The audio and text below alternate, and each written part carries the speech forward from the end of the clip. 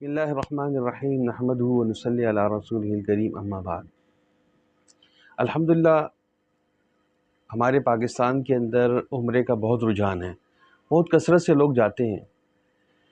لیکن ایک چیز جو کمی کا احساس ہوا کہ لوگ عمرے کے لیے تو بہت کثرت سے جا رہے ہیں مگر وہاں جا کے ان کو مسائل نہیں آتے، اور پھر وہاں جا کے پریشان ہو جاتے ہیں، فون کرتے ہیں، میسیجز کرتے ہیں کہ جی مفتی صاحب بتائیں اب ہم کیا کریں۔ تو الحمدللہ جس طرح لوگوں کے اندر ایک کثرت سے عمرے کے لیے جا رہے ہیں، اللہ کرے کہ وہ یہاں سے مسائل کو سیکھ کر جائیں۔ عمرہ بہت آسان ہے، کوئی مشکل نہیں ہے، اگر سیکھ کر جائیں گے تو کوئی مسئلے نہیں۔ تو پہلی چیز تو یہ ہے کہ عمرے کے اندر بنیادی طور پر 4 چیزیں ہیں۔ پہلی چیز احرام، دوسری چیز جو ہے وہ بیت اللہ کا طواف کرنا، اور تیسری چیز جو ہے صفا اور مروہ کے درمیان سعی، اور چوتھی چیز حلق یا قصر۔ حلق گنجے ہونے کو کہتے ہیں، قصر کتروانے کو کہتے ہیں، اور حلق جو ہے وہ افضل ہے، اور کتروانے کے لیے حکم یہ ہے کہ کم سے کم 1 پورے کے برابر جو ہے اگر آپ کے بال کٹیں گے تو جا کے حکم پورا ہوگا۔ عمرے کے اندر بنیادی طور پر یہ 4 ارکان میں سے 2 جو ہیں یہ فرض ہیں، یعنی احرام اور طواف یہ فرض ہے، اور سعی اور طواف سعی اور حلق جو ہے یہ واجب ہے۔ تو اس لیے یہ 4 چیزیں بنیادی طور پر۔ اب اس میں ہر ایک کی تفصیل ہے۔ مثال کے طور پر احرام ہے، احرام عام طور پر لوگ سمجھتے ہیں کہ یہ 2 چادروں کا اوڑھ لینا یہ احرام ہے، حالانکہ ایسا نہیں ہے۔ احرام کا مطلب اپنے اوپر ان چیزوں کو حرام کر دینا جو آپ کے لیے حلال تھی۔ مثال کے طور پر سلا ہوا کپڑا آپ کے لیے حلال تھا، اسی طریقے سے سر کا ڈھانکنا مرد کے لیے، عورت کے لیے چہرے کا یا مرد کے لیے چہرے کا ڈھانکنا یہ حلال تھا، اور اسی طرح خوشبو لگانا، ناخن کاٹنا، اپنے ازدواجی تعلقات کو استوار کرنا، یہ ساری چیزیں آپ کے لیے حلال تھی۔ لیکن جب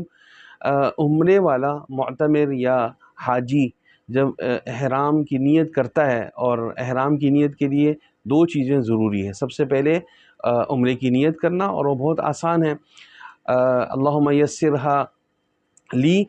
وتقبلھا منی، اے اللہ آپ اس کو میرے لیے آسان فرما دیجئے اور قبول فرما دیں۔ یہ اردو میں بھی بول سکتے ہیں، پشتو میں بول سکتے ہیں، انگریزی میں بول سکتے ہیں، یا اللہ میرے لیے عمرہ آسان فرما اور قبول فرما دیں، اور پھر ایک مرتبہ بلند آواز سے لبیک اللہم لبیک لبیک لا شریک لک لبیک ان الحمد والنعمت لک والملک لا شریک لک،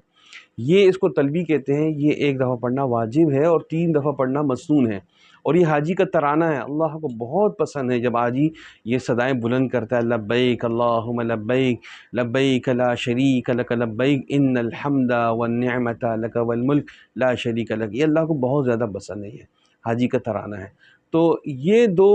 عمل کرنے کے بعد ہم حالت احرام میں آ گئے۔ اب سلا ہوا کپڑا پہننا منع ہے، اور مرد اور عورت کے لیے چہرے کا ڈھانکنا جو ہے وہ منع ہے۔ اسی طریقے سے جو ہے عورت تو چادر وغیرہ پہن سکتی ہیں، لیکن مرد کے لیے ٹوپی یا کوئی بھی چادر سر پہ اوڑھنا ممنوع ہے، اور عورت کے لیے جو ہے چہرے کا بالکل اس طرح سے کہ جو ہے جیسے نقاب پہنتی ہیں وہ منع ہے۔ باقی پردے کا شرعاً اپنا ایک حکم ہے، وہ خاتون اس کا خیال رکھیں گی۔ اس کے لیے آپ مسائل دیکھ سکتے ہیں کہ آج کل اس طرح کے حجاب آئے ہوئے ہیں کہ وہ چہرے کو مس نہیں کرتے اور پردہ بھی ہو جاتا ہے اس کے اندر۔ پھر اس کے علاوہ جو ہے اگلی چیز جو ہے وہ طواف ہے۔ جب آدمی خانہ کعبہ کے پاس جاتا ہے، اور طواف کی ابتدا جو ہے وہ حجر اسود سے کریں گے۔ حجر اسود کے پاس پہنچنے کے بعد 2 چیزوں کا خیال رکھیے، ایک ہوتا ہے استقبال اور ایک ہوتا ہے استعلام۔ استقبال جب آپ بالکل حجر اسود کے سامنے پہنچیں گے، اور اس کا آسان حل یہ ہے، طریقہ یہ ہے کہ سامنے گرین رنگ کی لائٹ لگی ہوتی ہے، جب آپ گرین رنگ کی لائٹ کے بالکل محاذات پہ پہنچیں گے، اور استقبال کا مطلب ہوتا ہے کہ جیسے ہم نماز میں تکبیر تحریمہ کے لیے ہاتھ اٹھاتے ہیں، ایسے بسم اللہ اللہ اکبر وللہ الحمد، سینہ آپ کا بالکل حجر اسود کی طرف ہو، اور پاؤں بھی اسی طرف ہو، ایسے کر کے۔ پھر اس کے بعد جو ہے وہ آپ استعلام کریں گے۔ استعلام حجر اسود کی طرف اشارہ کریں گے، اس طرح، اس کو اشارہ استعلام کہتے ہیں، بسم اللہ اللہ اکبر وللہ الحمد، اور پھر آپ بوسہ دے دیں گے۔ اب جو ہے بیت اللہ کا طواف کریں گے، اور وہ اینٹی کلاک یعنی اس طرح الٹا، گھڑی تو یوں چلتی ہے لیکن آپ نے گھڑی کے اگینسٹ چلنا ہے، الٹا، اس کو جو اینٹی کلاک سے تعبیر کرتے ہیں، اس طریقے سے جو ہے آپ طواف کریں گے۔ اور اس کا ایک قانون، ایک ضابطہ، بہت فارمولہ آسان سمجھ لیں کہ ٹوٹل 7 جو ہے وہ طواف کے چکر ہو کر، یعنی اس کو شوط کہتے ہیں عربی میں، تو یہ 7 چکر لگانے کے بعد ایک آپ کا طواف جو ہے وہ کمپلیٹ ہو جاتا ہے، جو عمرے کے اندر آپ کے لیے ضروری ہے۔ تو اس کا فارمولہ یہ ہے کہ 7 چکر ہیں، اور ہر چکر کے شروع میں آپ نے استعلام کرنا ہے، اور ہر چکر کے جو ہے وہ آخر میں استعلام کرنا ہے۔ تو اس طریقے سے جب آپ کا 7 چکر ہو جائیں گے تو آخری چکر جب لگے گا تو آپ کے 8 استعلام ہو جائیں گے۔ تو یہ ایک عمل ہے۔ پھر عام طور پر لوگ جو ہے یہ سمجھتے ہیں کہ جی کوئی طواف کے دوران کوئی خاص دعائیں ہیں یا کوئی خاص جو ہے وہ اعمال ہیں، ایسا کوئی نہیں، بس اس میں جو ہے آدمی اللہ کی طرف رجوع ہو، اللہ کی طرف توجہ ہو، اور جو آپ کو آسان دعائیں ہیں۔ اب لوگوں نے مشہور کر دیے جی پہلے طواف میں یہ دعا، دوسرے میں یہ دعا، تیسرے میں یہ، ایسا کوئی عمل مسنون عمل نہیں ہے، نہ اس طرح کا کوئی عمل ثابت ہے، آپ جو دعا پڑھیں۔ ہاں، حجر اسود سے پہلے رکن یمانی اور اس کے جو ہم پڑھتے ہیں نا یہاں ربنا آتنا فی الدنیا حسنہ وفی الآخرۃ حسنہ وقنا عذاب النار، یہ آپ پڑھ سکتے ہیں، ٹھیک ہے۔ اس کے علاوہ جو ہے کوشش کریں کہ طواف کے دوران جو ہے خانہ کعبہ کو چھوئے نہ، حجر اسود کو چھوئے نہ، کیونکہ اس میں خوشبو لگی ہوتی ہے، اور آپ کیونکہ حالت احرام میں ہیں تو آپ پہ خوشبو لگ سکتی ہے۔ دوسری ایک اہم چیز کہ حجر اسود پہ جا کر جب ہم استعلام کرتے ہیں تو اس وقت پہلی دفعہ تو جیسے میں نے آپ سے عرض کیا کہ پہلی دفعہ تو آپ سینہ پاؤں بالکل آپ جو ہے حجر اسود کی طرف کر لیں گے، لیکن دوسرے تیسرے چوتھے یہاں تک کہ آخری طواف تک بھی آپ لیکن دوسرے تیسرے چوتھے یہاں تک کہ آخری طواف تک بھی آپ جب آئیں گے تو پاؤں آپ کے وہی ہوں گے، صرف آپ اس طرح کر کے بسم اللہ اللہ اکبر وللہ الحمد یوں کر کے پھر آپ طواف کریں گے۔ جب آپ کا طواف کمپلیٹ ہو گیا، اس کے بعد 2 رکعت جو طواف کے نفل ہوتے ہیں یہ پڑھنا واجب ہے۔ تو عام طور پر لوگ سمجھتے ہیں کہ بس وہی پڑھنا واجب ہے، اور وہی جو ہے وہ حجر اسود کے پاس جو ہے وہ صف میں جو ہے وہ کھڑے ہو جاتے ہیں، خواتین تک کھڑی ہو جاتی ہیں، یہ طریقہ غلط ہے۔ اس میں پھر ہوتا کیا ہے کہ طواف کرنے والوں کو کافی دقت ہوتی ہے۔ مسنون طریقہ یہ ہے کہ جو مقام ابراہیم ہے، اس مقام ابراہیم کے بیک سائڈ پر پیچھے کھڑے ہو جائیں، تو پیچھے تو آپ کہیں بھی کھڑے ہو سکتے ہیں جا کے حرم میں، لیکن جہاں تک مسئلے کا تعلق ہے یہ سمجھ لیں کہ یہ صرف اور صرف یہ نہیں کہ بس طواف جب آپ نے کیا تو آپ وہیں پہ پڑھیں گے، نہیں، یہ آپ کے ذمہ واجب ہو گیا۔ کبھی مطلب حرم میں کر لیں حج، اس کے وہ تو اعلیٰ شکل ہے، نہیں تو یہ آپ کے ذمہ ہیں، آپ ہوٹل میں بھی کر سکتے ہیں، اگر بھول گیا پاکستان میں بھی آپ کر سکتے ہیں، لیکن یہ آپ کے ذمہ ہیں۔ اور نفلی طواف ویسے جو نارملی آپ کرتے ہیں تو نفلی طواف کے بعد یہ 2 رکعت پڑھنا یہ واجب ہو جاتا ہے۔ بس 2 اوقات کے اندر اگر آپ فجر کی نماز کے بعد کرتے ہیں تو جیسے اشراق سے پہلے یعنی سورج نکلنے سے پہلے آپ یہ نفل نہیں پڑھیں گے۔ اسی طریقے سے اگر مغرب عصر کی نماز ہو جائے فرض، اس کے بعد پھر جو ہے نفل پڑھنا ممنوع ہے، تو یہ جو طواف کے 2 نفل ہیں اس ٹائم آپ نہیں پڑھیں گے۔ اسی طریقے سے پھر آپ 9واں استعلام کریں گے، اور 9واں استعلام کرنے کے بعد وہی اسی طریقے سے بسم اللہ اللہ اکبر وللہ الحمد، اور پھر آپ چلے جائیں گے صفا اور مروہ کے درمیان۔ صفا 2 پہاڑیوں کا نام ہے، ادھر صفا ہے، دوسری سائڈ پہ مروہ ہے، تو اس کے 7 چکر جیسے خانہ کعبہ کے آپ پورا ایک گول گھوم کر ایک ہوتا تھا، یہاں ایسا نہیں ہے، بلکہ یہاں آپ صفا سے شروع کریں گے اور مروہ پہ جا کے ختم کریں گے تو 1 چکر ہو جائے گا، پھر مروہ سے صفا، صفا سے مروہ، اس طرح 7 چکر ہوں گے، اور اس کا فارمولہ یہی ہے کہ صفا سے شروع ہوگا اور مروہ پہ جا کر آپ کا آخری جو صحیح ہوگی وہ ختم ہو جائے گی۔ اچھا، اس کے درمیان 2 میلین احدرین کہتے ہیں، 2 سبز رنگ کی لکیریں ہیں، تو اب تو انہوں نے بہت آسان کر دی، وہاں سبز رنگ کی لائٹس لگی ہوئی ہیں، یعنی پورے جو جگہ ہے، تو وہاں جو ہے مرد کے لیے تھوڑا سا یہ دوڑ لگانا، یہ جو ہے جس سے صحیح کہتے ہیں، دوڑنا صحیح بیسیکلی دوڑنے کو کہتے ہیں، تو یہ وہاں پر جو ہے وہ صرف مستون ہے مرد کے لیے، عورت جو ہے وہ دوڑیں گی نہیں، مرد جو ہے وہ دوڑے گا۔ اور اس دوران ایک دعا ہے رب اغفر وارحم انت الاعز والاکرم، یہ دعا پڑھی جاتی ہے۔ اور اس میں بھی جو ہے مصنون عمل یہ ہے کہ جب آپ صفا سے شروع کریں تو وہاں خانہ کعبہ کی طرف کھڑے ہو کے دعا کریں، یہ دعا مقبولیت کی جگہ ہے، یہاں پر دعائیں قبول ہوتی ہیں، اجابت دعا کا موقع ہے یہ۔ اسی طریقے سے جب آپ مروہ پہ پہنچتے ہیں تو پھر خانہ کعبہ کی طرف جو ہے وہاں جا کر آپ خانہ کعبہ کی طرف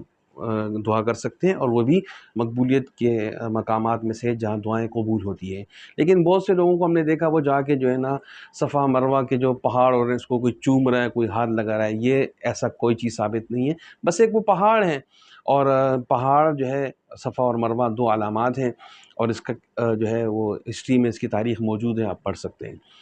ایک چیز جو ہے عام طور پہ جو ہے لوگ کیا کرتے ہیں کہ صفا یعنی خانہ کعبہ کا جو طواف کرتے ہیں، اس میں دو چیزیں مسنون عمل ہیں۔ ایک ہوتا ہے جسے ہم کہتے ہیں استباح، اور دوسری چیز ہے رمل۔ رمل دوڑنے کو کہتے ہیں اسے، ٹھیک ہے۔ اس میں جو ہے بنیادی جو آپ کے 3 شروع کے جو چکر ہوتے ہیں اس میں رمل کیے جاتا ہے، باقی پھر نارمل آپ کریں گے۔ اسی طریقے سے جو استباح یعنی جو دائیں کاندھا ننگا ہوتا ہے، اور یوں احرام کی چادر کو ایسے کر کے یہ دائیں کاندھے کو ننگا رکھا جاتا ہے، وہ صرف طواف کے دوران ہے بس۔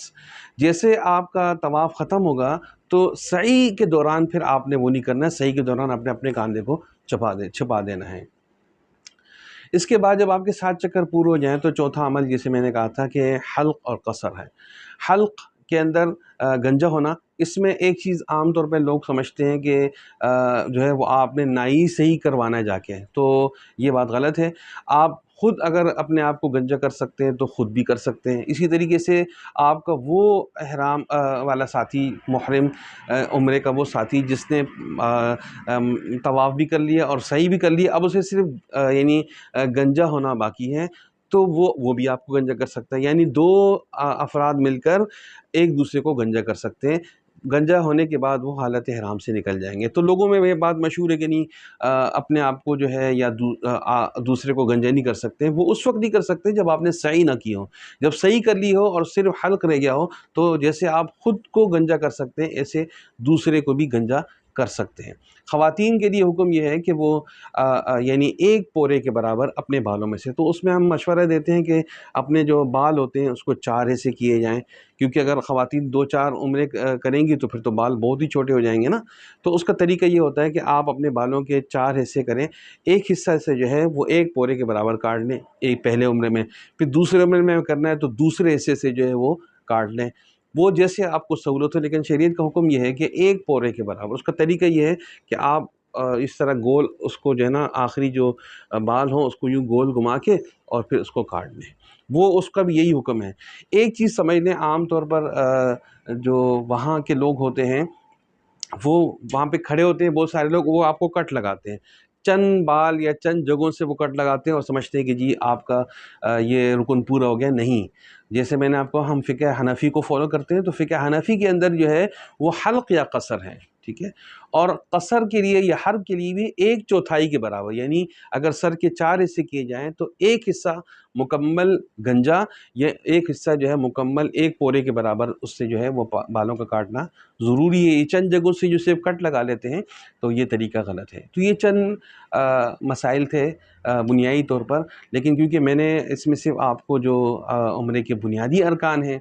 جو 4 جو سب جو بیس ہے، تو انشاءاللہ آئندہ آنے والی ویڈیوز میں آپ کو پھر اس سے متعلق اور بہت سارے مسائل جو عمرے سے متعلق ہیں یا طواف سے متعلق ہیں، جو صحیح سے متعلق ہیں، انشاءاللہ وہ میں آپ کو ضرور عرض کروں گا۔